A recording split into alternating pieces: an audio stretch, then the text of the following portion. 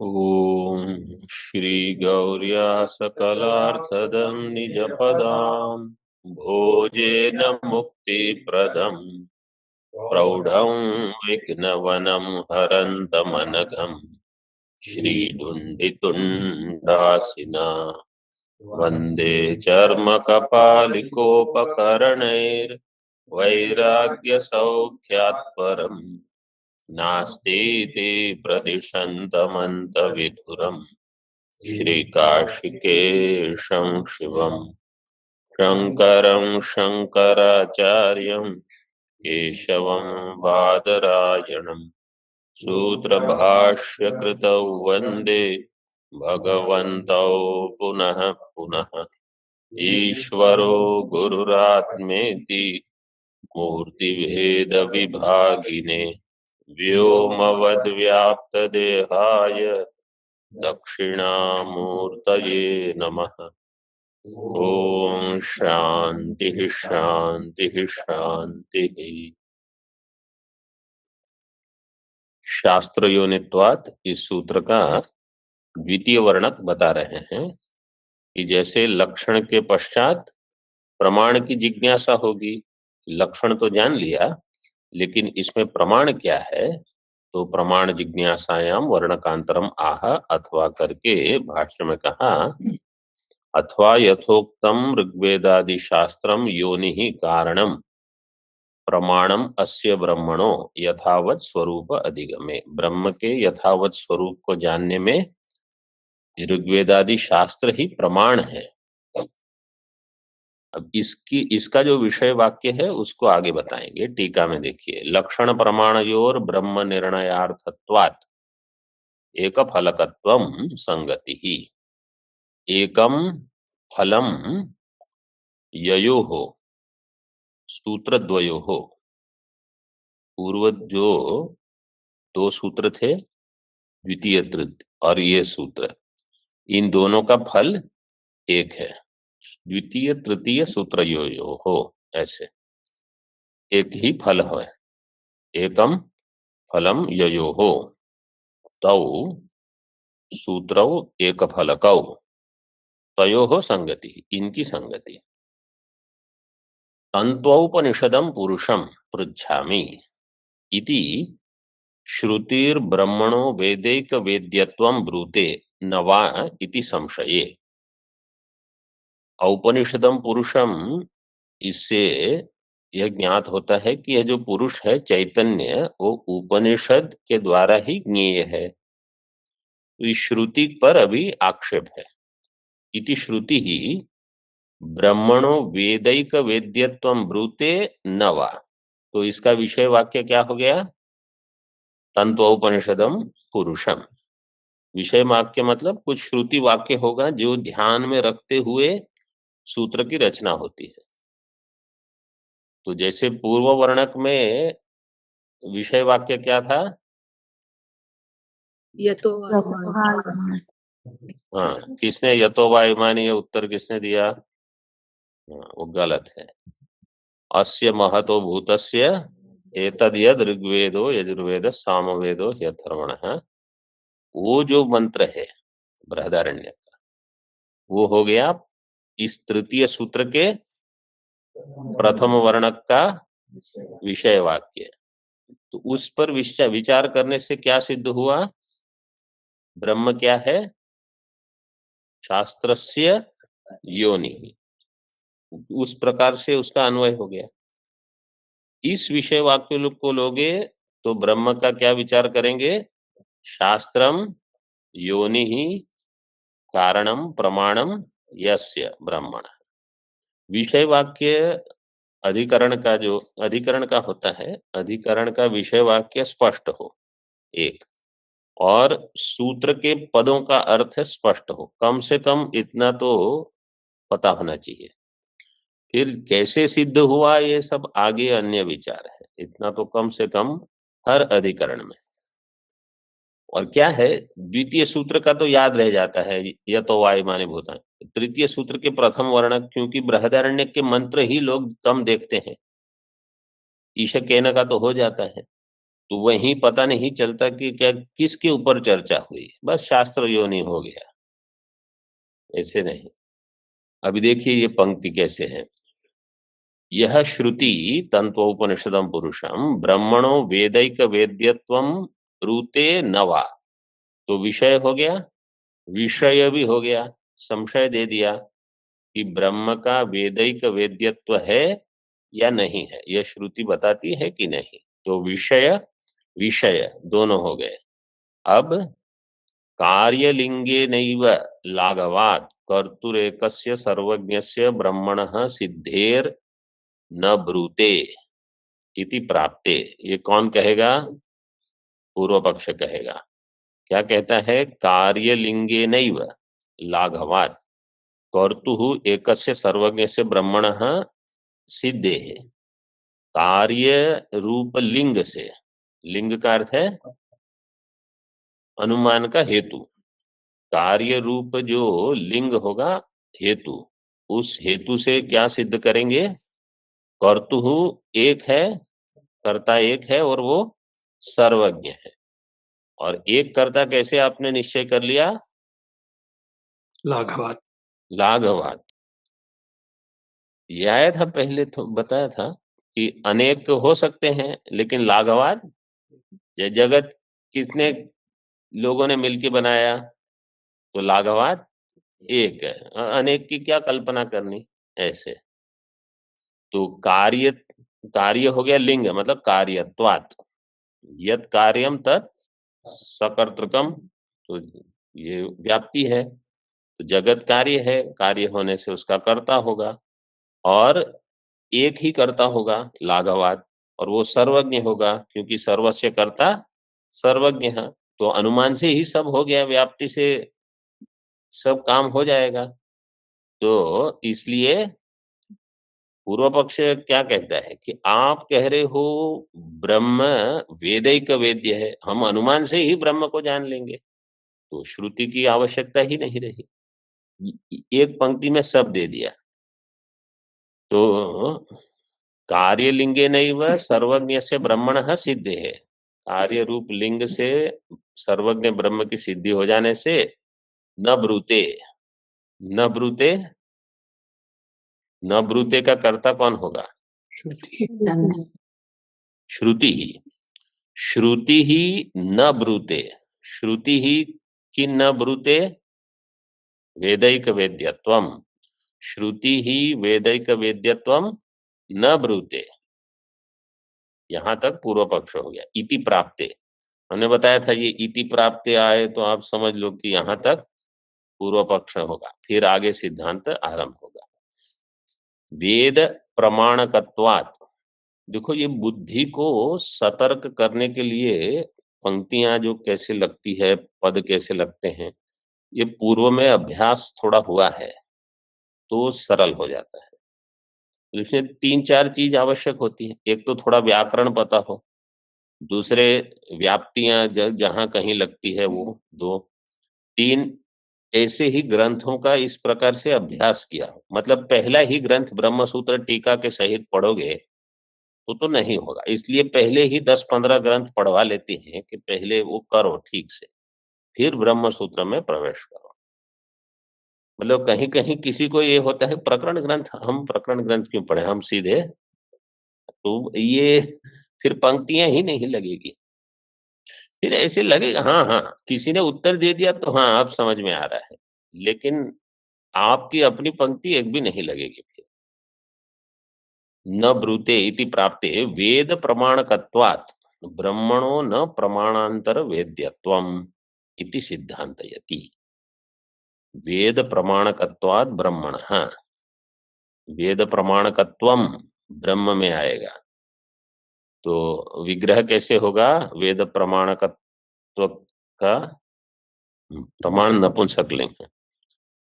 वेद प्रमाणम यस्मिन्, तद वेद प्रमाणम, वेद प्रमाणम, वेद प्रमाणकम ब्रह्म, फिर आगे त्वम बनाना है, तस्य भावो वेद प्रमाणकत्वम, ब्रह्म के क्या हो गया?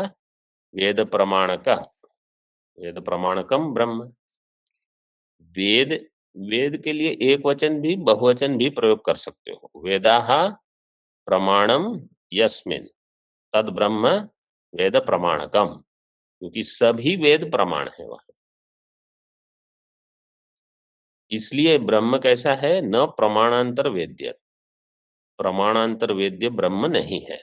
ब्रह्म में प्रमाणांतर वेद्यत्वम नहीं है। अन्य प्रमाण से ब्रह्म का ज्ञान आप कहते हो अनुमान से हो जाएगा, ऐसे कैसे हो जाएगा? इति सिद्धांतयति शास्त्र योनित्वाद। ये जो शास्त्र योनित्वाद है, प्रतीक दिया है। अब आप देखिए भाष्य में प्रतीक कहाँ है। तो ये अथवा है ना, अथवा के बाद वो प्रतीक रखना पड़ेगा। वास्तव में आप लोगों की पुस्तक में है नहीं? है ना? तो फिर आगे यथोक्त फिर उसके बाद में आएगा तो हाँ, इसलिए अथवा और यथोक्त के बीच में क्या शब्द डालना पड़ेगा? हाँ, और होना चाहिए, क्योंकि अथवा प्रतीक और यथोक्त दो प्रतीक है, उनके बीच में एक प्रतीक क्या दिया? हाँ, तो वो वहां चाहिए। मतलब या तो आप समझ लो सूत्र आ गया, लेकिन यहाँ हो तो और ठीक ऐसा पाठ भी हो सकता है। तो महाराज जी ने कुछ बताया था, लिखित पुस्तक में कभी ऐसे पाठ थे शायद। लेकिन समझने के लिए, नहीं तो आप प्रतीक तो मिल जाएगा अथवा और यथोक्त, लेकिन ये प्रतीक कहाँ जा रहा है आप समझ लो सूत्र के लिए है ऐसे। हाँ ठीक है, इस सूत्र से सीधे ही सूत्र को तद व्याचष्टे उसकी व्याख्या करते हैं। यथोक्तम ऋग्वेदादि शास्त्रम, वो हमने देख लिया। सर्वत्र पूर्वोत्तर पक्ष युक्ति द्वयम संशय बीजम द्रष्टव्यम। सर्वत्र, सर्वत्र का अर्थ है सभी अधिकरणों में। पूर्व उत्तर पक्ष युक्ति द्वयम, पूर्व पक्ष युक्ति और उत्तर पक्ष युक्ति, ये युक्ति द्वय जो होगी वो संशय का बीज होगा।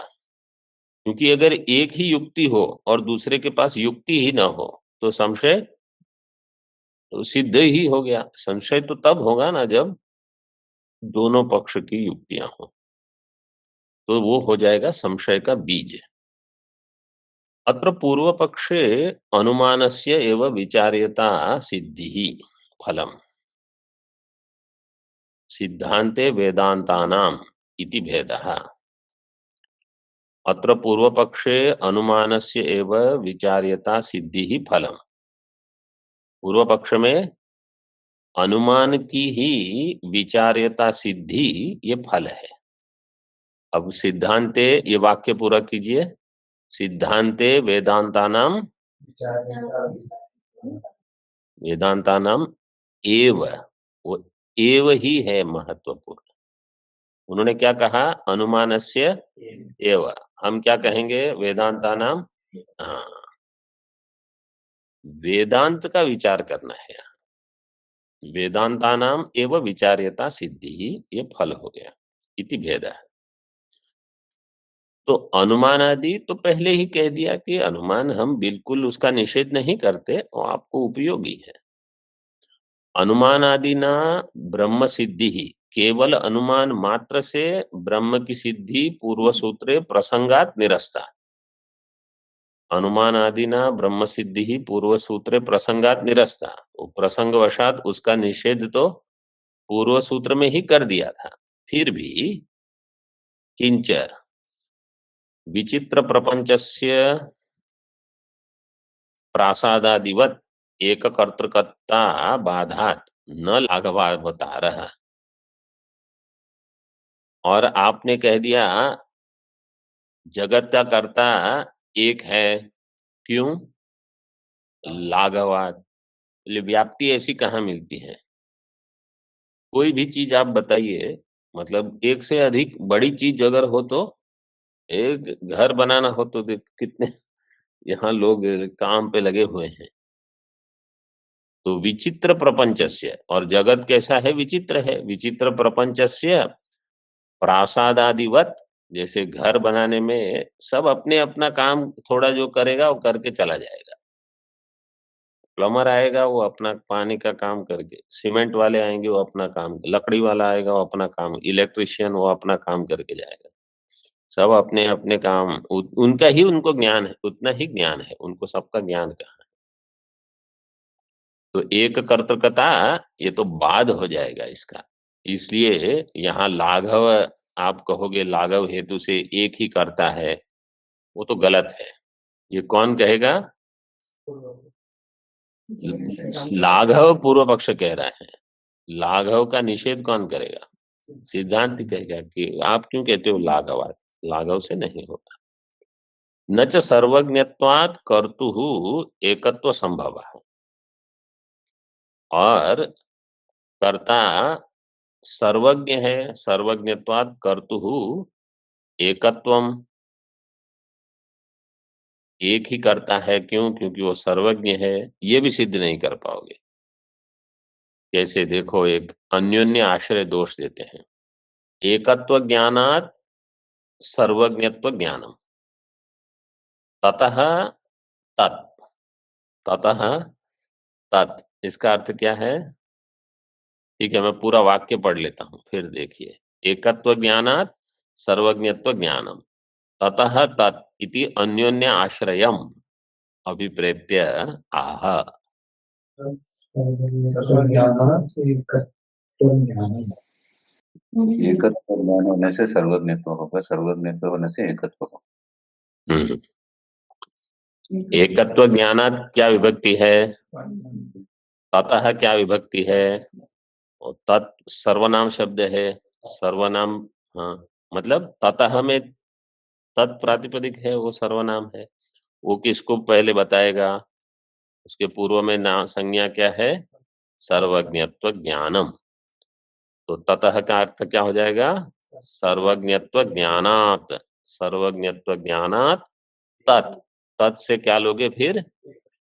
क्यों एकत्व क्यों लोगे फिर वहां? तो क्योंकि आपको अन्योन्य आश्रय दिखाना है, इसलिए आगे का जो शब्द है, नहीं तो केवल आप कहोगे तत्, तो तत् सर्वनाम है तो उसके पूर्व का, लेकिन आपको सिद्ध क्या करना है? अन्योन्य आश्रय। अन्योन्य आश्रय बताने के लिए पहले कहा कि एकत्व के ज्ञान से सर्वज्ञत्व का ज्ञान हो। अब क्या कहेंगे? सर्वज्ञत्व के ज्ञान से, तो अगर एकत्व ज्ञान कहोगे तब अन्योन्य आश्रय सिद्ध होगा। तो एकत्व ज्ञानात् सर्वज्ञत्व ज्ञानम, सर्वज्ञत्व ज्ञानात् एकत्व ज्ञानम, ये पूर्व पक्ष कह रहा था। पूर्व पक्ष क्या कह रहा था? जगत के निर्माण में कर्ता कितने हैं? एक, लाघवात। पहले उन्होंने कहा एक है, और जो एक है वो सर्वज्ञ होगा क्योंकि वो सभी का करता है। तो एक के ज्ञान से सर्वज्ञ का ज्ञान हो जाएगा, और चूंकि वो सर्वज्ञ है फिर उसको अन्य की आवश्यकता, एक सर्वज्ञ का अकेला पर्याप्त है तो सबका कर लेगा। तो सर्वज्ञ के ज्ञान से एक की सिद्धि हो जाएगी। तो एक की सिद्धि से सर्वज्ञ की सिद्धि, सर्वज्ञ की सिद्धि से एक की सिद्धि, ये तो अन्योन्य आश्रय है। ये कौन कहेगा? सिद्धांति पूर्व पक्ष कर गया। इति अभिप्रेत्य आह। भाष्य में देखिए, शास्त्रादेव प्रमाणात् जगतो जन्मादि कारणम ब्रह्म अधिगम्यते इति अभिप्रायः। शास्त्रादेव प्रमाणात् जगतो जन्मादि कारणम ब्रह्म इति, ये अधिगम्य हो जाता है। शास्त्र प्रमाण से ही जगत जन्मादि का कारण है, ये ज्ञान होगा। अन्योन्य आश्रय दोष दिखाकर सिद्धांति क्या कह रहा है कि आपने जो कहा कि हम हमारी बुद्धि से सोच रहे हैं कि लाघवात एक होगा, एक होने से सर्वज्ञ होगा, ये आप अपनी कल्पना से, अनुमान से ऐसे क्यों सोचते हो? हम श्रुति के प्रमाण से बात हम यही कहेंगे कि वो एक है वो और सर्वज्ञ है, लेकिन आप जिस रास्ते से आए हो वो रास्ता गलत है। अनुमान से अगर आप ये सिद्ध करोगे कि वो एक है और सर्वज्ञ है, वो गलत है। हम श्रुति से कहेंगे वो एक है और वो सर्वज्ञ है और हम सही हैं। ये देखो, जब ऐसा कहीं विचार होगा ना, कहीं पूर्व पक्षी कहेगा कि मैं भी तो यही कहता हूं, आप भी वही कहते हो, तो मैं गलत आप सही, ऐसे कैसे? आपका प्रमाण गलत है। हमारा प्रमाण सही है।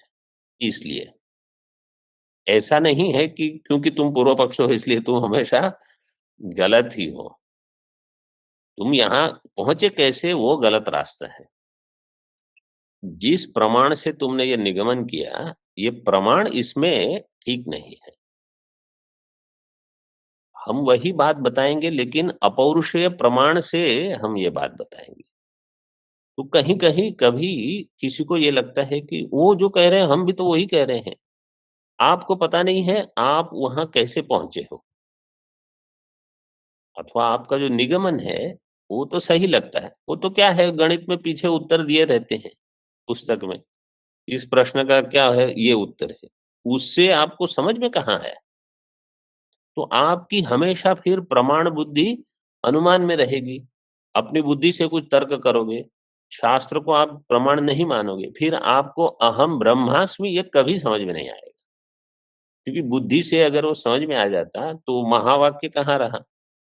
तो सभी चीज में ऐसे ही केवल तर्क करने से, क्योंकि हम भी वही कह रहे हैं इसलिए हम भी सही है, ऐसा नहीं होता। शास्त्रादेव प्रमाणात् जगतो जन्मादि कारणम ब्रह्म अधिगम्यते इति अभिप्रायः। तो शास्त्र क्या है? शास्त्रम उदाहृतम पूर्व सूत्रे। टीका में देखिए, किन तत्शास्त्रम इति तदाह। शास्त्र क्या है? तो शास्त्र पहले ही बोल दिया, यतो वा इमानि भूतानि जायन्ते इत्यादि। ठीक है, फिर पूछते हैं पृथग आरंभम आक्षिपति। फिर इस सूत्र को अलग से क्यों बताया? अगर जन्म यतो वा इमानि भूतानि जायन्ते, वहां श्रुति बता दी, श्रुति भी बता दी और ब्रह्म का लक्षण भी हो गया। तो फिर इस सूत्र की क्या आवश्यकता हुई? भाष्य में देखिए, किमर्थम तरहि इदम सूत्रम। फिर इस सूत्र की रचना ही क्यों की? अगर पूर्व सूत्र में ही श्रुति भी बता दी और ब्रह्म का लक्षण शास्त्र सम्मत है, तो फिर इसकी क्या आवश्यकता हुई? यावता पूर्व सूत्रे एवं जातीयकम शास्त्रम उदाहरता शास्त्र योनित्वम ब्रह्मणो दर्शितम। यावता, ये पूर्व पक्ष कहेगा, पूर्व सूत्र में ही पूर्व सूत्र एवं जातीयकम शास्त्रम उदाहरता उदाहरता त्वया शास्त्र योनित्वम ब्रह्मणो दर्शितम। आपके द्वारा पूर्व सूत्र में ही शास्त्र योनित्व बता दिया ब्रह्म का, क्योंकि शास्त्र का उदाहरण दे दिया आपने, उदाहरण तो हो गया। तो सिद्धांत अब उसका उत्तर देता है। तो प्रश्न तो समझ में आ गया ना कि पूर्व सूत्र में ही आपने, इस सूत्र में जो आप बता रहे हो वो पूर्व सूत्र में ही हो गया। अगर आप कहते हो कि केवल शास्त्र से ही ज्ञात होगा, वो तो श्रुति आपने उद्धृत कर ही दी है पहले। येन हेतुना दर्शितम ततः किमर्थम इत्यर्थः। तो येन हेतुना दर्शितम ततः तस्मात् किमर्थम, किमर्थम इदम सूत्रम। यह सूत्र फिर किस प्रयोजन से है? क्योंकि जो हेतु आप बता रहे हो उसी हेतु से तो आपने पूर्व सूत्र में ही बता दिया। येन हेतुना अत्र दर्शितम, अथवा येन हेतुना अत्र दर्शयिष्यति भवान तत्तु पूर्व सूत्रे दर्शितम ततः किमर्थम इदम सूत्रम। जिस हेतु के द्वारा आप इस सूत्र में बता रहे हो वो तो पूर्व सूत्र में ही बता दिया, फिर इस सूत्र की क्या आवश्यकता है, इसका क्या प्रयोजन है? जन्मादि लिंगक अनुमानस्य स्वातंत्र्येण उपन्यास शंका निरासार्थम पृथक सूत्रम इत्याह। जन्मादि लिंगक अनुमानस्य स्वातंत्र्येण उपन्यास, स्वातंत्र्येण अनुमानस्य स्वातंत्र्येण, अनुमान स्वतंत्र रूप से ही पूर्व सूत्र की सिद्धि कर रहा है, उसका निराश करने के लिए पृथक सूत्र की आवश्यकता हुई। मतलब अगर कोई कहे कि पूर्व सूत्र में तो हम केवल अनुमान से ही काम चला लेंगे, तो फिर यहाँ कह दिया कि शास्त्र योनित्व। समझो वहां किसी ने श्रुति का सहारा नहीं लिया, केवल अनुमान कर लिया, तो यहां तो आके रोक देंगे आपको। जन्मादि लिंग का अनुमान, इससे स्वातंत्र्येण अनुमानेन उपन्यास शंका निरासार्थम पृथक सूत्र, ये सूत्र पृथक है। इत्याह उच्यते। तत्र पूर्व सूत्राक्षरेण स्पष्टम शास्त्रस्य अनुपादानात्। आगे जगतो शब्द है, जन्मादि लिखा हुआ है ना, महाराज जी ने लिखवाया था। जगतो लिख लीजिए वहां, जगतो जन्मादि केवलम अनुमानम उपन्यस्तम इति आशंक्येत। पूर्व सूत्राक्षरेण स्पष्टम शास्त्र से अनुपादान, पूर्व सूत्र के अक्षरों के द्वारा शास्त्र का स्पष्ट उपादान नहीं हुआ, उपादान ग्रहण, क्योंकि वहां जन्माद्य से अतः केवल इतना कहा, तो शास्त्र से ही एक ज्ञान हो रहा है वो नहीं बताया, सूत्र के अक्षर से सीधे। टीका में भाष्य में तो ज्ञात हो भी गया, लेकिन सूत्राक्षरेण स्पष्टम शास्त्र से अनुपादानात्, इसलिए जगतो जन्मादि केवलम अनुमानम उपन्यस्तम इति आशंक्येत। कोई कहेगा कि जगत के जन्मादि के लिए केवल अनुमान का ही उपन्यास किया है, किसने? सूत्रकार ने, सूत्रकार भगवान वेद व्यास जी ने। अनुमानम उपन्यस्तम इति आशंक्येत। ताम आशंकां निवर्तयितुम इदम सूत्रम प्रववृते शास्त्र योनित्वात् इति। इस शंका का निवर्तन करने के लिए, निराश करने के लिए इदम सूत्रम प्रववृते, इस सूत्र की प्रवृत्ति हुई है, शास्त्र योनित्वात्। इस प्रकार से यहाँ इति तृतीय सूत्रम, तो दोनों वर्णक हो चुके, तृतीय सूत्र के शास्त्र योनित्व की समाप्ति हो गई। अब आगे देखिए टीका में, वेदांताः सिद्ध ब्रह्म परा उत कार्य परा इति निष्फलत्व सापेक्षत्वयोः प्रसंगा प्रसंगाभ्याम संशये पूर्व सूत्रे द्वितीय वर्णकेन आक्षेप संगत्या पूर्व पक्षम आह। इसमें भी दो वर्णक है इस सूत्र में भी, और ये सबसे बड़ा सूत्र है, मतलब इसका भाष्य और टीका लंबे समय तक चलेंगे। तो बुद्धि में मतलब क्या क्रम है वो थोड़ा आपको बना के रखना पड़ेगा। देखने की आवश्यकता नहीं है कितना बड़ा है, तो कमरे में जाके देख सकते हो। फिर जो पढ़ा रहा है बस उसी को आप देखते रहिए, कितना बड़ा है, आपको क्या चिंता है। अब पूर्व पक्ष प्रश्न कर रहा है, देखिए, वेदांता सिद्ध ब्रह्म परा उत कार्य परा। अब वो पूरे वेद को लेकर मीमांसा आरंभ होगी यहाँ, क्योंकि समन्वय अधिकरण है और सूत्र भी है तत्तु समन्वय। वेदांत सिद्ध ब्रह्म पर है कि कार्य पर है?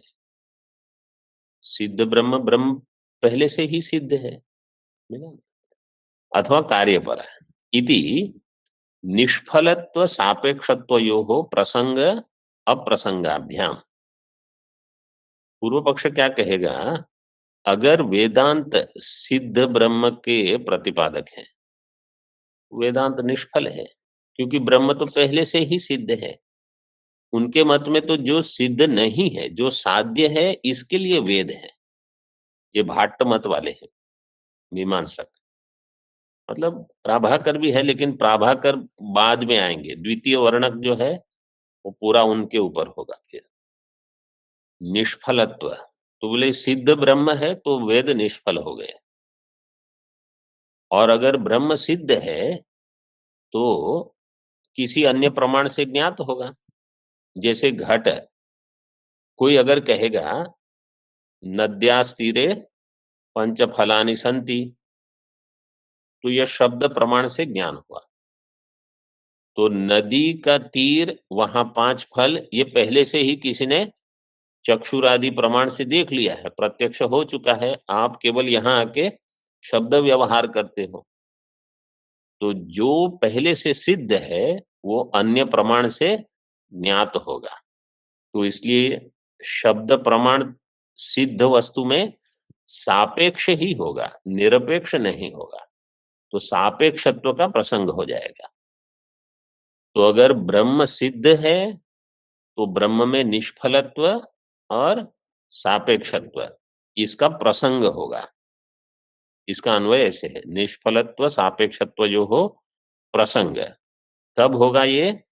जब वेदांत सिद्ध ब्रह्म पर है।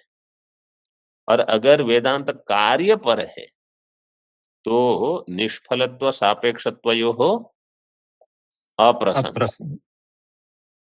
इसका अन्वय मतलब कहीं इसको ठीक से नहीं तो फिर से देखोगे तो फिर से नहीं समझ में आएगा। अगर वेदांत कार्य पर है तो निष्फल नहीं होगा, क्योंकि फिर तो कार्य से जैसे स्वर्ग की प्राप्ति होती है ऐसे इसकी भी प्राप्ति हो जाएगी। तो जो कार्य परक है वो निष्फल नहीं होता इनके मत में, मीमांसकों के मत में एक। और दूसरा वो सापेक्ष भी नहीं होगा, क्योंकि केवल वेद ही प्रमाण है। जैसे स्वर्ग में ब्रह्मलोक में वेद मात्र प्रमाण है, तो वो सापेक्ष नहीं है, वो निरपेक्ष है। तो सापेक्षत्व का प्रसंग नहीं होगा। तो वेदांता सिद्ध ब्रह्म परा उत कार्य परा इति निष्फलत्व सापेक्षत्वयोः प्रसंगा प्रसंगाभ्याम। फिर उसमें संशय होगा। पूर्व सूत्रे द्वितीय वर्णकेन आक्षेप संगत्या पूर्व पक्षम आह। अब पूर्व सूत्र के द्वितीय वर्णक से आक्षेप संगति होगी। अब इतना आपको समझ में आता है कि पूर्व सूत्र का द्वितीय वर्णक मतलब विग्रह क्या था शास्त्र योनित्वात् का? द्वितीय वर्णक में शास्त्रम योनिर्यस्य। योनि का अर्थ है प्रमाण। शास्त्र ही प्रमाण है जिसमें, ब्रह्म में, ऐसा ब्रह्म अथवा जिसका ये आक्षेप संगति ही लगेगी कि शास्त्र ही प्रमाण है, ऐसे आप कैसे कहोगे? अगर वो सिद्ध ब्रह्म पर है तो अन्य प्रमाण से ज्ञात होगा, फिर शास्त्र ही प्रमाण कहाँ हुआ? आक्षेप संगत्या पूर्व पक्षम आह। कथम पुनर्ब्रह्मणः शास्त्र प्रमाणकत्वम उच्यते। आप कैसे कहते हो कि ब्रह्म में शास्त्र प्रमाणकत्व है? ब्रह्म कैसा हो जाएगा? शास्त्र प्रमाणकम। शास्त्रम प्रमाणम यस्य अथवा यस्मिन तत् शास्त्र प्रमाणकम ब्रह्म। ये कैसे कहते हो? भाष्य में और थोड़ा देखिए। यावता, क्यों आपत्ति क्या है? आमनायस्य क्रियार्थत्वाद अनर्थक्यम अतदर्थानाम। इसको कंठस्थ कर लीजिए। आमनायस्य क्रियार्थत्वाद अनर्थक्यम तदर्थानाम। आमनाय किसके लिए है? इसकी सूत्र संख्या देख लीजिए पहले, 1 2 1। ठीक है, प्रथम अध्याय का ही द्वितीय पाद का प्रथम सूत्र है ये सूत्र किसके द्वारा है? मीमांसक के पूर्व पक्ष के द्वारा है। वो क्या कहेंगे कि आपके वेद में इतने सारे अर्थवाद वाक्य हैं, कुछ कुछ कथाएं हैं, ये सब कहाँ, इसमें कर्म के साथ कहाँ संबंध है? आमनाय का अर्थ है वेद। वेद जो है वो तो क्रिया के लिए है, वो क्रियार्थ है। तो जो क्रियार्थत्व जहां नहीं हो वो उसका अतदर्थानाम अनर्थक्यम। अतदर्थानाम का अर्थ है अक्रियार्थानाम अनर्थक्यम। जो क्रियार्थ नहीं है वो अनर्थक्य है, उसका कोई प्रयोजन नहीं है। इति क्रियापरत्वम शास्त्रस्य प्रदर्शितम। ये पूर्व पक्ष ही विवरण कर रहा है। शास्त्रस्य क्रियापरत्वम प्रदर्शितम, शास्त्रस्य वेदस्य। वेदांत नहीं आवश्यक नहीं है, उनके पूर्व पक्ष कोई भी हो सकते हैं, जैसे उनके ही कोई शिष्य छात्र हो सकते हैं। अथवा ये न्याय वैशेषिक कोई भी प्रश्न कर सकते हैं कि आप कहते हो कि वेद है वो कार्यपर है, कार्यपरा है, तो यहाँ इसमें कार्य कहाँ है? तो ये सारे वाक्य अनर्थक के इनका हो जाएगा। जैसे अर्थवाद वाक्य सब हैं, तो इसलिए वो उनके पूर्व पक्ष हो सकते हैं, वेदांती भी वहां हो सकते हैं।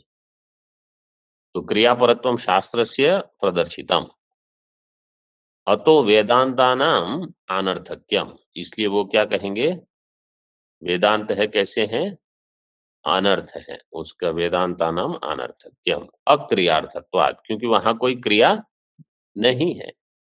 अब वहां मीमांसा में क्या हुआ है पहले थोड़ा समझ लीजिए, फिर यहाँ आगे तो चलेगा टीका। पूर्व मीमांसकों ने इसका उत्तर दिया, क्योंकि पूर्व पक्ष ने आक्षेप किया, तो अभी पूर्व मीमांसक उत्तर देंगे। वो क्या उत्तर देते हैं, आमना ये आगे दिया है, विधिनांतु एक वाक्यत्वात् स्तुत्यर्थेन विधीनां स्युः, ये भी कंठस्थ करना है, इनका उत्तर है। वो अगले, हाँ आगे दिया है, टीका में ही दिया है, वो आएगा। तो मीमांसकों ने इतना समाधान दिया कि जहां क्रियार्थत्व नहीं है उनका अनर्थक्य नहीं है, उनको विधि वाक्यों के साथ उनकी एक वाक्यता बताकर उनको हम सिद्ध कर देंगे। लेकिन उन्होंने ये निषेध नहीं किया कि आमनाय क्रिया के लिए, आमनायस्य क्रियार्थत्वात् ये एक है, और अनर्थक्यम अतदर्थानाम ये दूसरा हुआ। तो उन्होंने केवल अतदर्थानाम अनर्थक्यम उसका समाधान कर दिया, लेकिन आमनाय क्रिया के लिए है उसका विरोध नहीं किया, मतलब उसको स्वीकार किया कि आमनाय केवल क्रिया के लिए ही है। जो जो वाक्य में आपको क्रिया नहीं दिख रही है हम उसको जोड़ देंगे कहीं ना कहीं क्रिया वाले वाक्य के साथ, लेकिन आमनाय तो क्रिया के लिए है, वो उन्होंने स्वीकार किया। इति, इसलिए आगे देखो भाष्य में क्या कहा, इति क्रियापरत्वम शास्त्रस्य, तो शास्त्र क्रिया पर है, वो तो है ही। पूरी मीमांसा के बाद ये निर्णय वहां हुआ। अब टीका में देखिए, सदैव सौम्य इत्यादीनां सर्वात्मत्वादि स्पष्ट ब्रह्मलिंगानां ब्रह्मणि समन्वयोक्तेः श्रुत्यादि संगतयः। सदैव सौम्य इत्यादीनां सर्वात्मत्वादि स्पष्ट ब्रह्मलिंगानां, ब्रह्म क्या है, एकमेवा द्वितीयम, जिसको तत्वमसि बताएंगे। तो कैसे वहां सर्वात्मत्वादि दिया, सयेषो अणिमय एतदात्म्यमिदं सर्वम तत्सत्यम, तो एतदात्म्यमिदं सर्वम जो है उसको वहां दे दिया सर्वात्मत्वादि, ये स्पष्ट ब्रह्म का लिंग है। ब्रह्मणि समन्वय उक्ते है श्रुत्यादि संगतयः, ब्रह्म में सारी श्रुतियों का समन्वय बताकर श्रुत्यादि संगतयः, श्रुत्यादि आदि पद से क्या क्या लोगे, श्रुति शास्त्र अध्याय पाद। हाँ, जहां श्रुत्यादि दिया तो बस श्रुति लिंग वाक्य पर, आगे शब्द दिया है संगतयः, श्रुति आदि की संग, श्रुति संगति, शास्त्र संगति, अध्याय संगति और पाद संगति।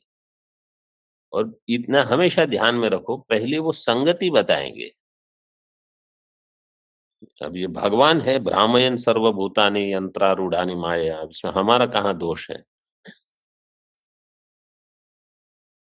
तो श्रुति की संगति, ये सारी श्रुतियां ले लीजिए, सदैव सौम्य, सर्वात्मत्व इत्यादि। शास्त्र, वेदांत शास्त्र के साथ संगति।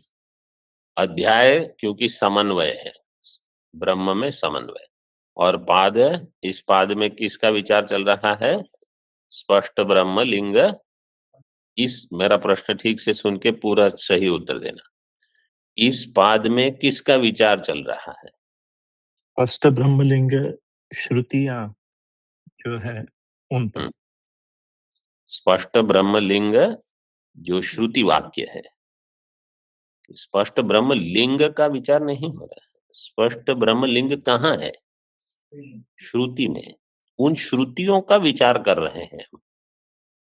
ब्रह्म सूत्र क्या है? श्रुतियों का विचार।